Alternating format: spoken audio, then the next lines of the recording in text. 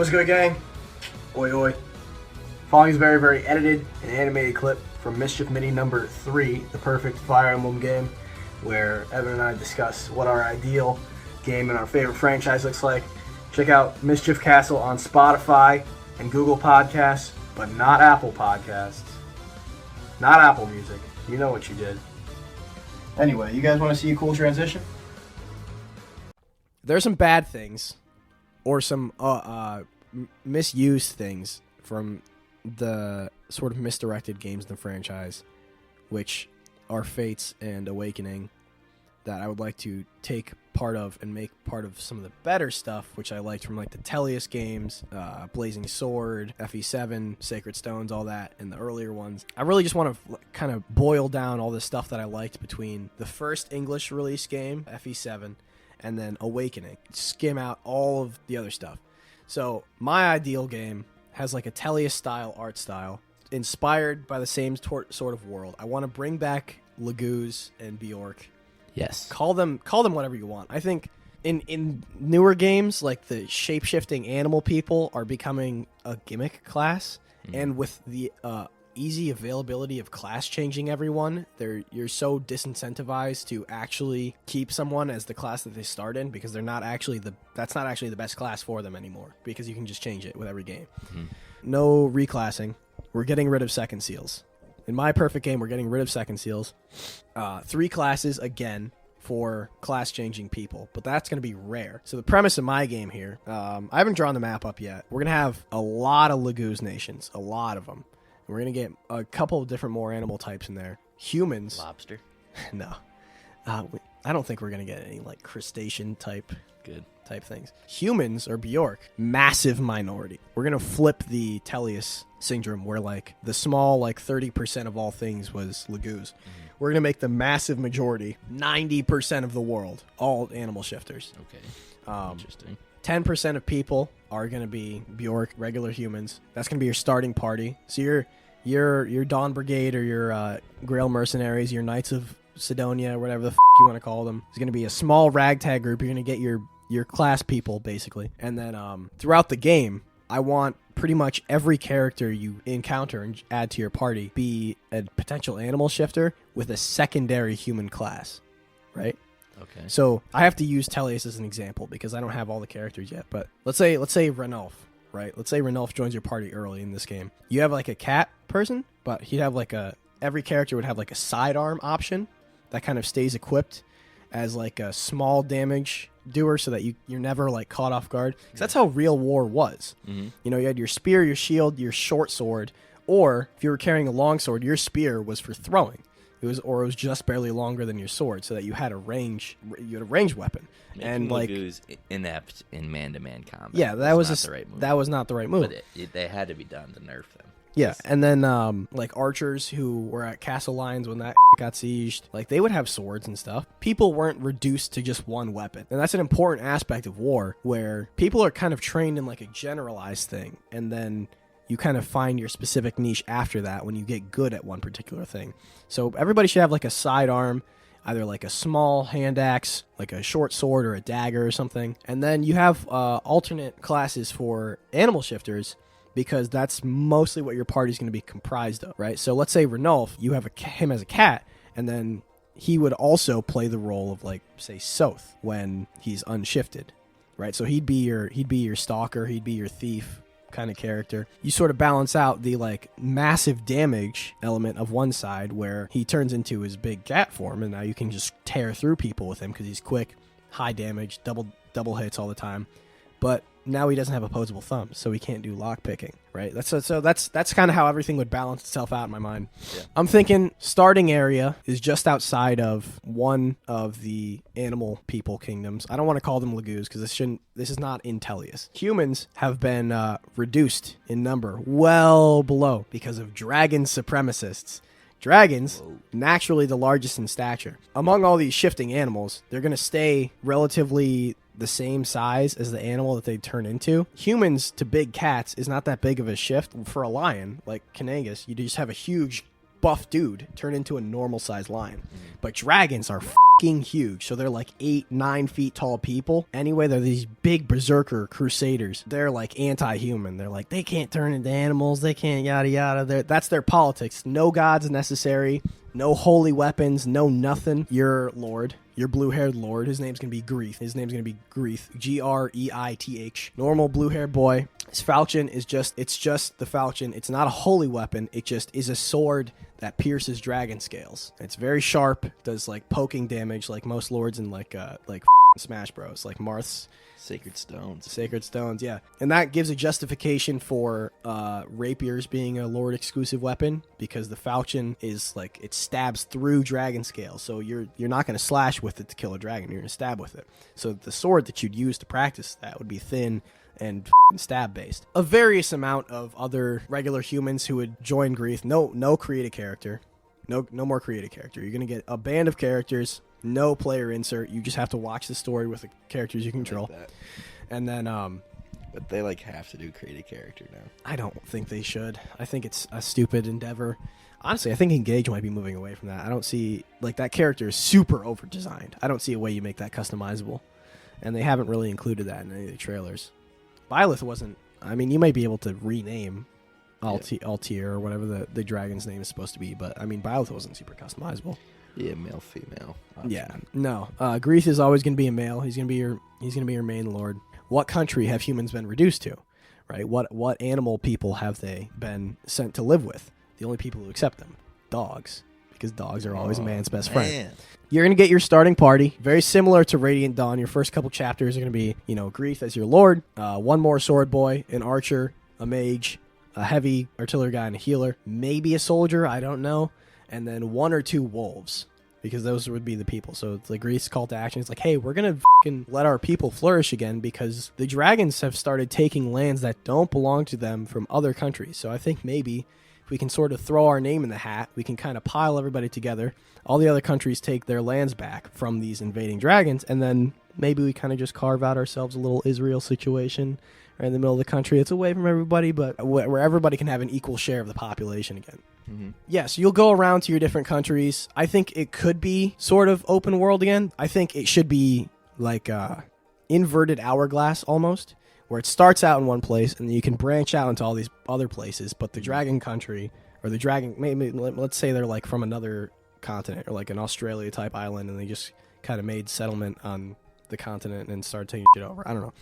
But it should always lead back to one place. So you should be able to go out and do sort of Mass Effect style diplomacy among people to recruit different party members from all these countries, or start war with them. I don't care. I mean, the cast of characters should be really big anyway, so go out, talk your and recruit people if you want, make it your own, yeah. But, there should be variable room in that middle space where you choose which countries to go out to. We'll have like a big character relationship web, apply that onto the world map so that you can see who's related to who in different countries. So if you burn bridges with these people over here, the East Coast is their trading port on the other side of the continent, so you shouldn't even bother going to Raven Country because you just burned bridges with the Lions, yada yada. That'd make it a lot more variable, a lot more fun, give them like weight to your actions. But there should be a bunch of animal races. Your big cats can always ally together. Your dogs, so your wolves pretty much. I think we might throw some like demented people in there. We'll throw some hyenas, maybe some coyotes as like lesser lack. Though in Tellius there was just wolves, but there was a lot of big cats. You had lions, tigers, cats. Need some more. You need some more variety in there. So that would give character variety as well as unit variety, where each one has its own strengths and weaknesses. So I mean, in the dog type nation, you got your wolves, who are your big bads or your big good guys, I guess. Hyenas could be a little off the rocker, but they could have like high luck, or like they could be your critical arts people, dark magic or something for dogs. I don't know. Coyotes, little pack hunters, they'll be kind of your battalions maybe, to be under the command of your wolves. And then your big cats, obviously. So your lions, your tigers. Among your big cats, you can even throw subclasses in, because lions can just be commanders or kings or whatever. Your jaguars can be strong. Your tigers can be sturdy in defense. Cheetahs can be really fast, yada yada. Birds Nation could probably be up in the mountains, or maybe like a forested area where they're kind of off the ground, like making nest civilizations. That'd be very interesting for like a combat scenario where you can't just go anywhere. I don't know. Birds, as far as birds, you got your predatory birds, you got your hawks, eagles, falcons, owls maybe even.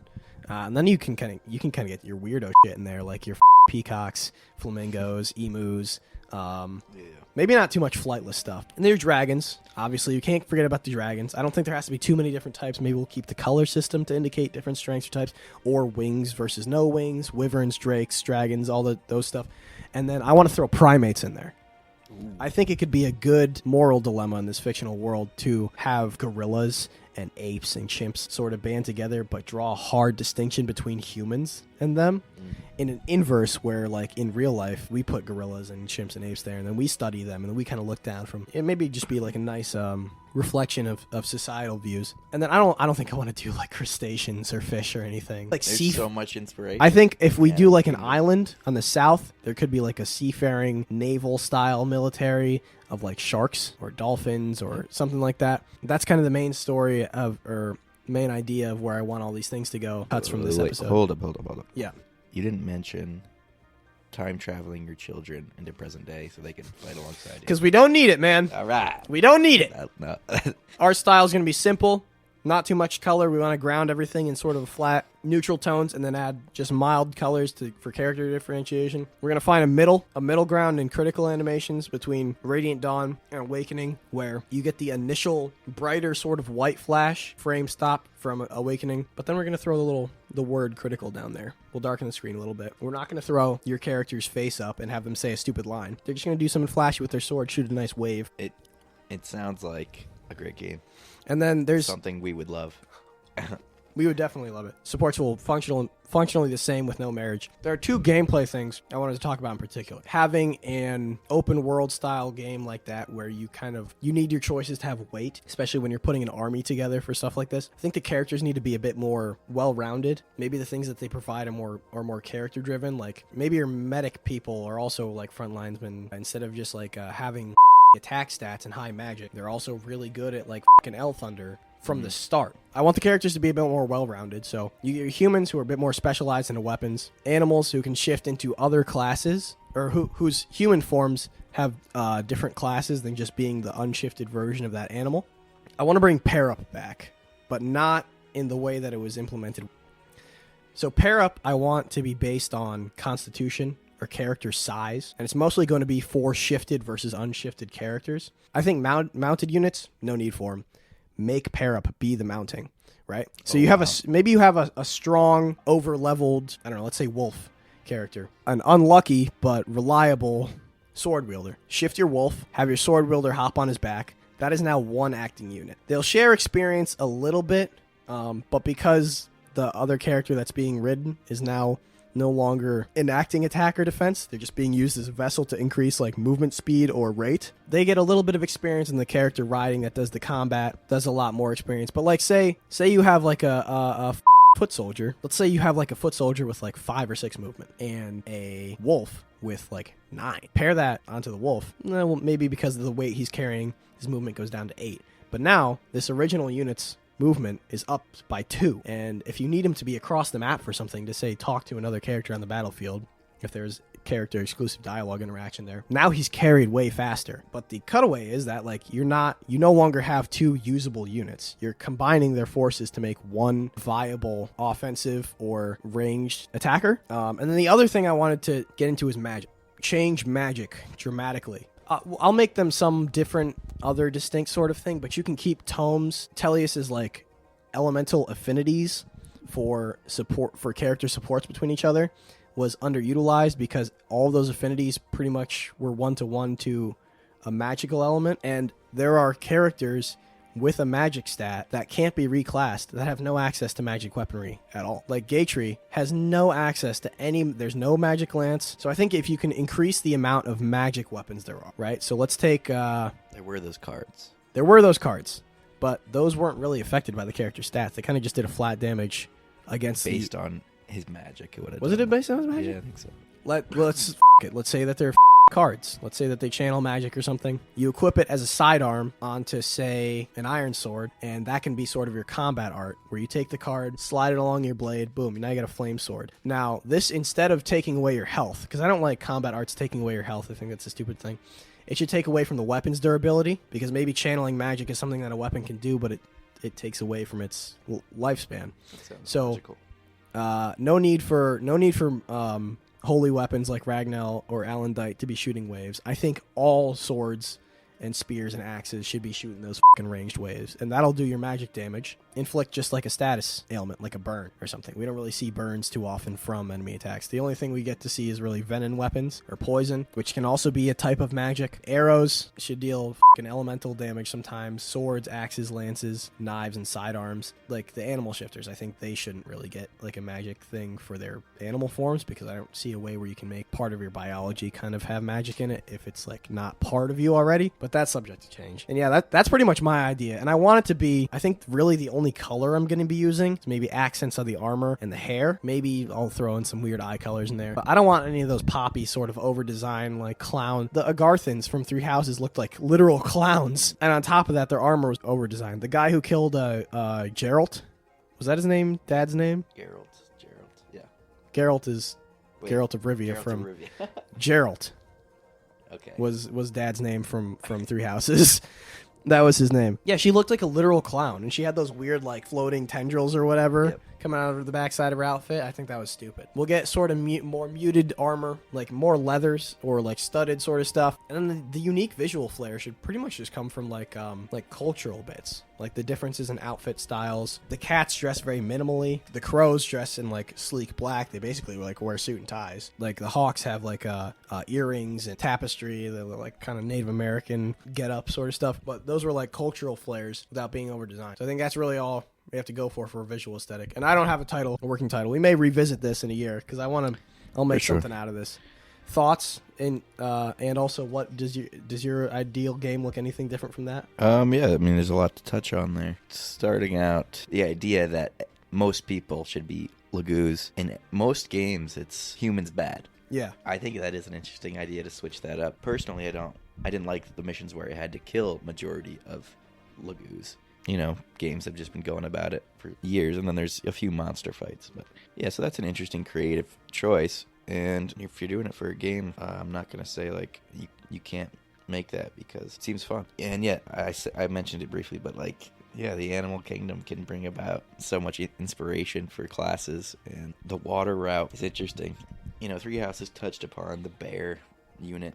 I think there's inspiration there, like a cold weather. Yeah, the bears. Yeah, polar bear. You know, forgot about bears. Yeah, bears. They'd be important. They'd be your big brawlers. So much you can do with that, and whatever is done, I feel like people will be fine with, as long as they're units that are bitches. We're bringing Weapon Triangle back. Sure. Three Houses had no weapon triangle. So Three Houses, their tomes were unlimited too, right? Or no? Didn't they just like have thunder as like a? So they had the minor ones, yeah, but okay. The higher ranked ones, I think. Had, I don't believe like a book should just break after a certain amount of uses. I think magic should be learned. Yeah. And you should just be able to use it whenever. The idea, I think humans being allowed to, put augmentations onto their weapons, but Lagoos can't. I think that's a little weird. Like, I do believe humans should have some boost, because they are at a major disadvantage. Yeah. But like, what's the rationale for Lagoos not being able to modify theirs? Yeah, not sure about that. Pairing up in general was always confusing for me. I never finished a game with that on the DS. I think it should be closer to like Rescue, where it's kind of like a nerf for the thing that's carrying, but it's a buff for the person who's being carried. But also, if like you're carrying a person, if you've seen the ride of Rohirrim from Lord of the Rings, the horses are doing most of the work there. A lot of it, yeah. So if like the horses after that battle wouldn't get a little bit of experience, they would get the lion's share. If you're riding a lion, I feel like they would get the lion's share of the experience, because they still got their claws, they still got access to their jaw. I think but it would just be tough to taking away defending. No, like hopping in to just block a hit for free. On like a chance or like on a meter. Yeah, that weird. Was dumb. Yep, agreed. That's unreliable, and it doesn't make any sense from a gameplay or a story perspective. I don't have a lot to recommend there. The Radiant Dawn way of just everyone solo was the way for me. If I have a companion next to me, that lion, and they can help me out, I'm going to use them. I'm not just going to, go my separate way. So pairing up, I get the idea. It's just there hasn't been the perfect game for it yet. The cutscenes can be cutscenes, but gotta have them. No more 3D models during dialogue. 3 houses, get that out of there. Echoes didn't do it, and Echoes was fully voice acted with character portraits. That's the peak right there. Sure. So maybe full body. Less time spent on those cutscenes. We're not saying to get rid of dialogue here. We read every line. Of course, we should absolutely keep it. Yeah. But having It's so hacky just to have 2 people standing and yeah. while they're speaking. Yeah, like an unnecessary animation of them going up and down to emote the thing that they're saying. I think just like swap the drawing out or change the facial reaction. Maybe draw like down to the waist so that you can get a bit more stylish in the posing. It's like Shinnone always had his hand on his hip, always. Like when he's talking to people and he's giving them that back sass or he's being racist about Lagoose, he's got his hand on his hip. Adds character. It's when way you're more reading character. The line It's more important than it's more stylish or noticeable than Mm-hmm. just like changing the facial animations or maybe just shake the portrait. And then you can take those character portraits away and show like a painted scene, like the characters all at the round table observing a map. It's a bit more ideal for storytelling. But yeah, that was my whole idea. But anything else you want to finish with? No. All right, that was Mischief Mini Emblem Cast. That's fun. Sick.